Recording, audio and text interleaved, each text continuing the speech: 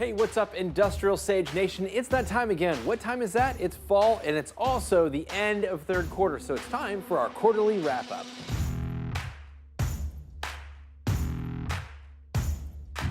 Welcome to Industrial Sage, a free video podcast series all about digital marketing for industrial manufacturers.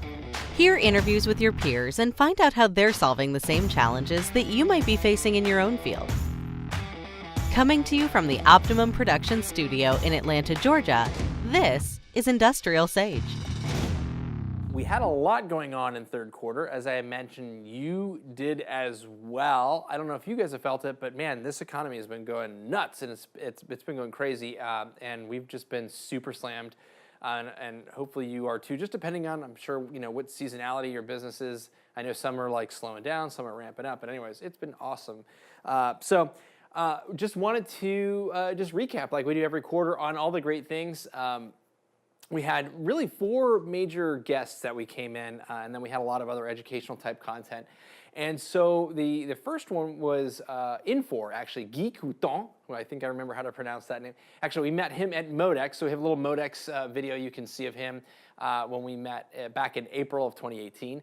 And Guy comes on from Infor and talks about really the sort of the e-commerce transformation that's going on right now relative to B2B companies and how that train is coming down the tracks, and you really need to be thinking of an e-commerce strategy. And he lays down some principles and some ideas and some advice around how to be thinking about that, how to position it. So take a listen to what Guy has to say from Infor. Our mentality doesn't stop on Monday, right? So if I'm used to interacting, if I'm in procurement and I'm buying pencils and paper and desks and all this, but on Sunday when my kid asks for the G.I. Joe, the Kung Fu grip, I'm going on my phone, I'm going to an app, whether it's Amazon or Alibaba or Jet.com or whatever, I'm looking for it. I have customer reviews, I see price transparency, I see options, I see like products, I see ancillary products I might want to buy with it. I see shipping options, right? I have lower barrier of transaction, right? I could do a one-click shopping, things of that nature. I go through a PayPal, things like that. If I go to the office on Monday, and now I'm asked to buy paper towels and all this, and now I have to go through an old green screen, do I accept that? Of course not. Yeah. So we're starting to see this, or not starting, it's happened already, where we as consumers, when we go to the office, our expectations don't stop and stay at home. Another guest that we had was Jason Moss from the Georgia Manufacturing Association. And so he came in and kind of talked about, from a local perspective, what they're doing here in the state of Georgia. In case you didn't know, we're from Atlanta, Georgia. That's where we shoot everything. And Jason's got an association here that is targeted towards the manufacturers. And it's really, the call is to help support Georgia manufacturing in several different areas. And one of those areas is really just getting to know their neighbors, essentially, know what other manufacturers are here, so creating a directory. They also have a Buy from Georgia program, which is very cool, so kind of bringing in a little bit of an e-commerce model to basically help to promote to consumers to get them to know like what is being manufactured in their own state. There's a lot of different products that are both B2C and B2B that are being manufactured in the state of Georgia, and really to bring that awareness. They also have a lot of other things going on how they help to support the manufacturers here in the state of Georgia, so take a listen to a couple of these. I went in front of the room, took a $100 bill, popped it, and I said, hey, I'd like to offer this to the first person that can name. Everybody get your pen out. You got to write it down and bring me the list. Anybody that can name more than 5 products you know are manufactured in the state of Georgia by brand name that you can pick up at Walmart or Home Depot. Go. And the rooms go deathly silent. And again, the concept of the chamber and business-to-business networking, that's what we're supposed to do is support each other. Sure. But right. we don't know who makes stuff. And if we don't know who makes things in Georgia, how can we be good consumers? Right, yeah. And I've done that to chambers all across the state. And anytime there's a room full of folks gathered together, I'll do that. The Rotaries and chambers. And these are the folks that are networked. Like they're networking. They know. Right. Right. But nobody's out. Yeah, nobody's out telling the story about what's being made here. Right. Yeah. We just assume that everything is made. It just magically appears on the shelf. Yeah. Yeah. And we've lost the connection that things have to be made and people have to make those. Yeah. So what we did was we put together a website. And the website is buyfromgeorgia.com, right? Because, again, buy from Georgia month, it Right. makes sense. It Totally makes sense. carries all the way through. And so we put this website together. Did you know that there are 460 million products that the U.S. consumer can buy on Amazon today?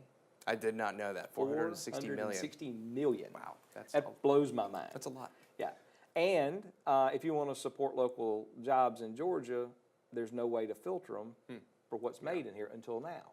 So I kind of, I've taken a step back. Yeah. If you look at it, Buy from Georgia and the Buy from Georgia website, that gives us an opportunity to quantify how successful we are as an organization in getting this message out. Absolutely. Now, I can't see that Danny went and bought a pack of Duracell batteries, but I can see that a pack of Duracell batteries have been sold. Yeah. And you then, can see all the web traffic, and you can see all the, Bingo. And then we got the analytics, and then we can really go back to Duracell and say, hey, look, we helped you sell 40,000 batteries last month. Yeah. Right? People want to buy local. That's awesome. And we also had Jonathan Bradshaw from Cobalt Tools. So Cobalt Tools is actually a private product line from Lowe's. And really interesting story. I found Jonathan and Cobalt Tools actually with a video series that they were pushing out through Facebook. There was actually, they were doing these, basically voice of the customer, if you will. And so I found this one story of a guy building a kit airplane. He was building his own airplane using Cobalt Tools. Now, I found this because I love all things planes. I'm a pilot. And it just, it was in one of the groups that I followed, and I was like, wow, this is super cool. And the thing that was interesting to me is there was really nothing spoken about, oh, I love my tools, and these are the amazing things. And it wasn't really about the tools. It was more about the customer. It was more about how the customer uses their tools to really sort of create their dreams and do their work. And so that is a big, big, big thing we're seeing. That's where a lot of you need to be thinking in terms of your messaging. So we reached out and said, hey, Jonathan, we would love to hear your story on why you're doing this, the impact that it's having on your business, and how you started and what you learned. So listen to a couple of these sound bites. Yeah, I mean, what we like to think makes us unique at Cobalt is we start with the customer in mind, right? So our designers are intently focused on the customer experience. Our engineers, our quality folks, everyone. When we talk about our tools, we talk about the customer and then the tool that meets that customer's need. And when we were discussing ways to go to market, we're a large brand for Lowe's, but we are a private brand, so we don't have the large marketing dollars that everyone else has. So. We rely on some of the bigger brands to bring customers into the door. So we don't have to worry about that. Now it's, okay, how do we communicate to that customer? And one of the things that we like to show is all right, what is our customer doing with our tools? What are they using them for? And as we started to search out some artisans and stuff, we heard about Randy with the plane. We got people who build furniture out of reclaimed wood and do all kinds of different things. But the goal of it was if you notice, there's not a lot of product shots in there. I mean, we're going to get our product in there. Obviously, it is there to represent the brand. But out of a 4-minute video, there's maybe 20 seconds of total product shots. And it's really about the user and how they're using our tools to enrich their lives, how our tools are making their projects better. I mean, building an airplane is a serious thing, right? Once you go up, you got to come back down. Yes. They better be for you. So you better have some real tools and to put that together and make sure that you're doing it the right way. And, Randy was already using our products. We found him through our social media. And that's how we find all of our artisans.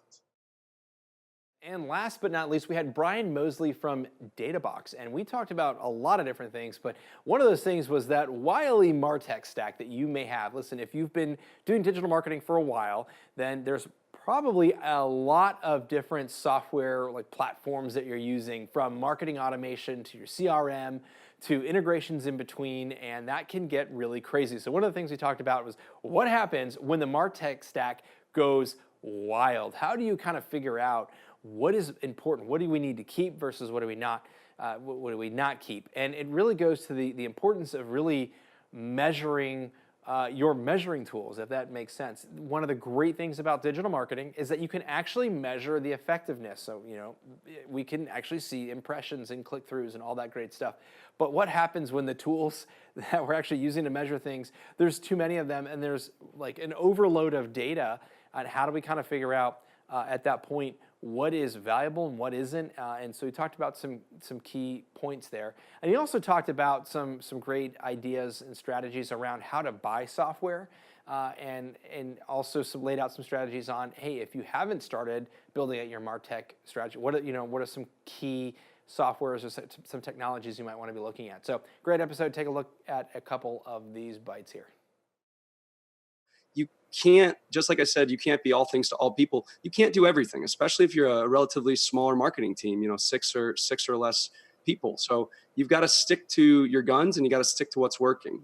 Typically a content strategy is really good. A promotional strategy around social is really good. And then maybe one other thing that you're kind of taking a flyer on, like something that you're testing. So like maybe you're testing video or chat or conversational marketing. So like my advice is, you can't do everything. So like focus on like 3 things, find what's working and try to really simplify your life. Because the more you make the more you make things complex, the less you're able to prioritize, and that'll really kill a marketing team's resources. All right, and so that pretty much wraps up our third quarter. Now, going into fourth quarter, we're very excited about it. We've got a lot of things going on. One of the things is we're actually going to be hosting and doing a live Industrial Sage recording at the Georgia Manufacturing Summit in October, so it's actually happening really quickly. And we've got a great panel discussion where we're going to be talking about the secrets of marketing and sales. So now if you're an Industrial Sage subscriber, you're here in the Industrial Sage Nation. A lot of these won't be secrets to you because we talk about these all the time.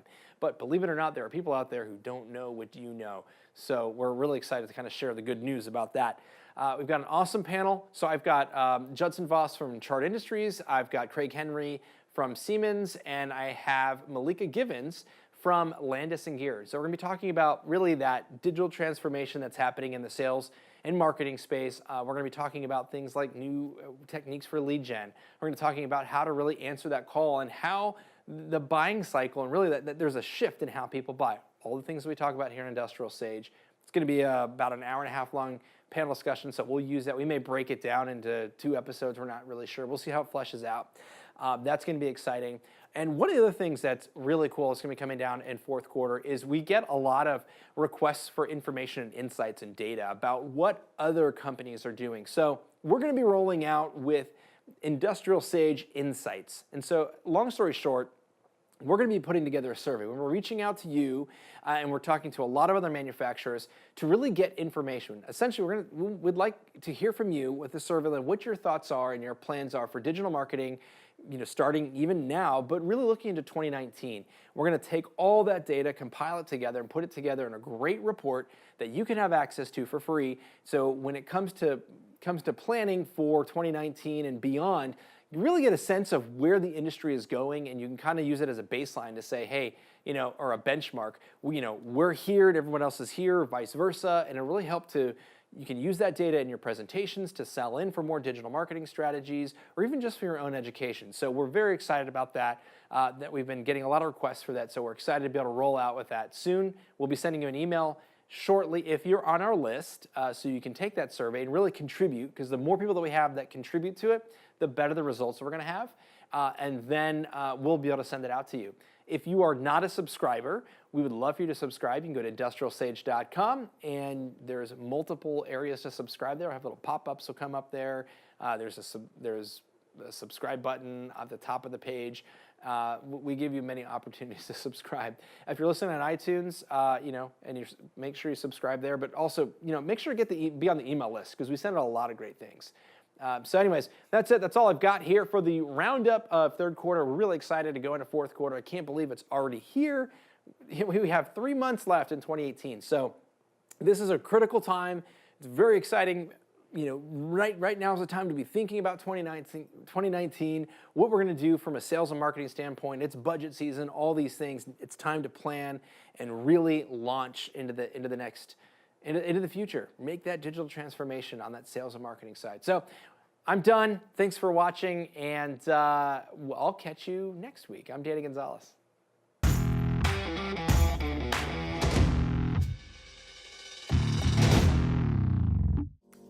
One of the most important elements of developing a digital marketing strategy is figuring out your buyer personas. We have a downloadable for you that is a quick walkthrough on how to fill that out. Long story short, Your buyer personas are the people who are going to be buying your product, your prospects. They could be influencers or decision makers. And figuring that out is very, very critical to figuring out what your content strategy is and how you're going to deploy that and how you're going to distribute your content.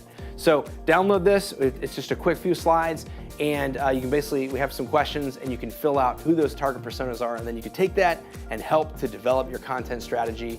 And this actually goes into the digital marketing content planner. This can kind of feed into that. So go ahead and download it, and if you have any questions, reach out. We'd love to help you.